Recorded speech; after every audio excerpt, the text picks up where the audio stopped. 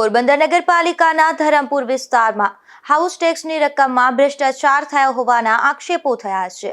આ મામલે પૂર્વ કાઉન્સિલર દ્વારા મ્યુનિસિપલ કમિશનરને રજૂઆત કરવામાં આવી હતી। હાલ અરજદારોના ટેક્સના પૈસા નવા બિલમાં ચડીને આવતા અરજદારોની જાણ થઈ હતી। પોરબંદર નગરપાલિકામાં થોડા વર્ષ પૂર્વે ધરમપુર ગામનો સમાવેશ કરવામાં આવ્યો હતો।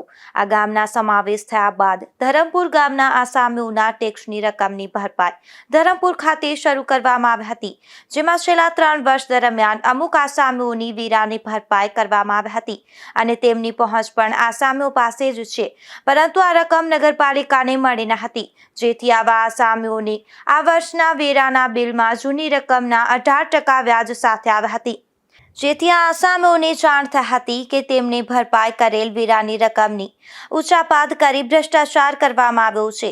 આ અંગે પૂર્વ કાઉન્સિલર દ્વારા મ્યુનિસિપલ કમિશનરને રજૂઆત કરવામાં આવી હતી। કમિશનર સાહેબને ધરમપુરના જે વર્ષ 21-22 અને 22-23ના વેરા જે લોકોએ ભરેલા છે એનું અહીંયા પોસ્ટિંગ નથી થયું જાણવા મળ્યું છે, અને એ જ વેરા જે લોકોએ ભરી દીધા છે એનું વ્યાજ છે એટલું પાછું બિલ આપવામાં આવ્યું છે। તો સાહેબને આના પહેલાં મેં 1 મહિના દિવસ પહેલાં અરજી કરીને જ કીધું હતું કે સાહેબ આનું ન્યાય માટે કંઈક આગળની પ્રક્રિયા કરી અને યોગ્ય નિર્ણય લેવા માટે થઈ અને કરવામાં આવે। મને અહીંયા એવું જાણવા મળેલ છે કે 5 થી 6 બુકો અંદાજે જેનું કોઈ પોસ્ટિંગ અમારી પાસે થયું જ નથી। લોકોએ પૈસા જે તે સમયે ધરમપુર ત્યાં એની વોર્ડ ઓફિસમાં ભરેલા છે અને અહીંયા એનો કોઈ રેકોર્ડ નથી મળતો। હવે લોકોને એના પૈસાનું પાછું વ્યાજ ભરવાની અત્યારે નોબત આવી છે, તો પોતાની કમાણીના નાના માણસોની કમાણીના જે પૈસા છે કાંઈને રિફંડ મળવા જોઈએ અને કાંનું યોગ્ય નિરાકરણ વહેલી તકે થવું જોઈએ, એવી મેં કમિશનર સાહેબને અત્યારે રજૂઆત કરેલી છે। ધરમપુર રાજીવનગર વિસ્તારના લોકો વેરાનો 20 અગાઉને ભર્યા છે, છતાં એ લોકોને બિલમાં જમા થયા નથી, નદી આવે છે, તો એ બાબતમાં ધરમપુર વિસ્તારમાં અગાઉ જે વેરા ઉઘરાવેલા હોય અને જમા ન કરેલા હોય અને જે લોકોએ વેરો ભર્યો છે એમને ફરીથી વેરો ભરવાનો આવે છે, એ બાબતે રજૂઆતો મળેલી છે।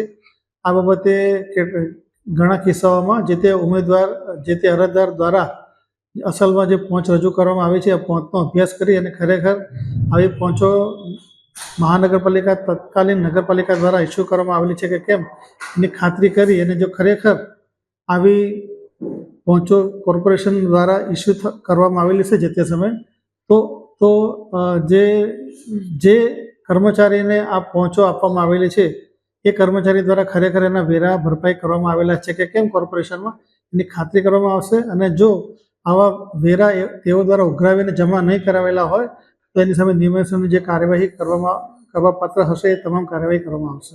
અંદાજ કેવડી રકમ હશે, કેટલા અરજદારો હશે?